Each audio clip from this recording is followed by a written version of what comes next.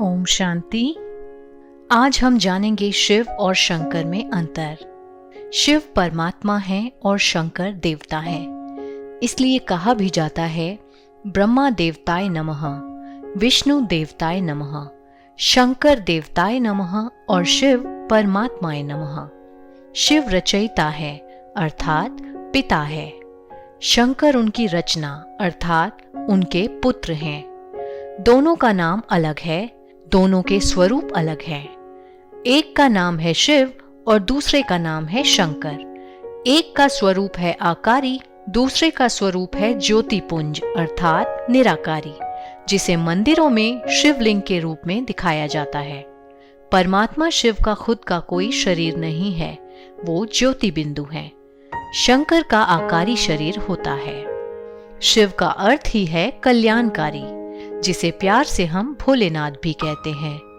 शंकर जी विनाशकारी देवता हैं, जिनके लिए ही कहा जाता है कि तीसरा नेत्र खुलने पर विनाश होता है। उनकी पोजीशन बिल्कुल एक डिफेंस मिनिस्टर की तरह है। जब तक डिफेंस मिनिस्टर को प्राइम मिनिस्टर या प्रेसिडेंट का ऑर्डर नहीं मिलता, तब तक वो अपनी मर्जी से एक्शन नहीं ले सकता। ठीक उसी प्रकार शंकर जी के ऊपर भी कोई और है जिन्होंने शंकर जी को ये विनाश का महान कार्य सौंपा है। तो एक भोलेनाथ अथवा कल्याणकारी है और दूसरा विनाशकारी है, और यह दोनों ही कार्य एक दूसरे के बिल्कुल विपरीत हैं। जब कोई मंत्र देता है तो ओम नमः शिवाय कहते हैं, कभी भी ओम नमः शंकराय नहीं कहते। उसी प्रकार शिवरात्रि कहते हैं, कभी भी शंकर रात्रि नहीं कहते।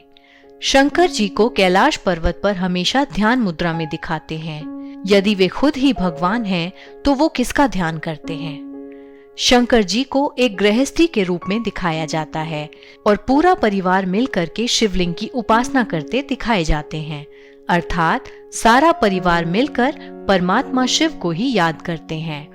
इसके अलावा सभी देवी देवताओं का जन्म दिखाया गया है, जबकि ब्रह्मा, विष्णु और शंकर की उत्पत्ति दिखाते हैं प्रकाश से।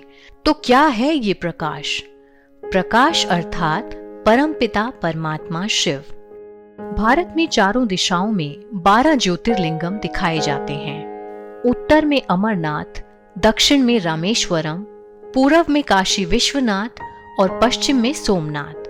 और इन सभी जगहों पर केवल और केवल शिवलिंग की स्थापना ही की गई है।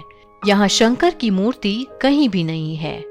जब एक मंदिर में शिवलिंग की स्थापना करनी होती है, तब शिवलिंग को द्वार से नहीं लाया जाता, उसको ऊपर से उतारा जाता है, जिसके बाद ही मंदिर में गुंबद लगाया जाता है। बाकी सभी देवी देवताओं को द्वार से लाया जाता है। ये इसी बात का प्रतीक है कि परमात्मा शिव ऊपर परम धाम से ही इस धरती पर आते हैं, और इसी कारण से उन्हें स्वयंभू भी कहा जाता है। स्वयंभू अर्थात जो स्वयं ही भू पर पधारे। इसी बात का एक और उदाहरण लेते हैं। आपने मंदिरों में देखा होगा कि सभी देवी देवताओं का आसन ऊंचा लगाया जाता है, जबकि शिवलिंग को भूतल पर स्थापित किया जाता है, जिसका मतलब ये है कि शिव बाबा धरा पर आकर के ऊंचे से ऊंचे देवी देवताओं की रचना करते हैं, उनका महत्व बढ़ा करके खुद को छुपा लेते हैं।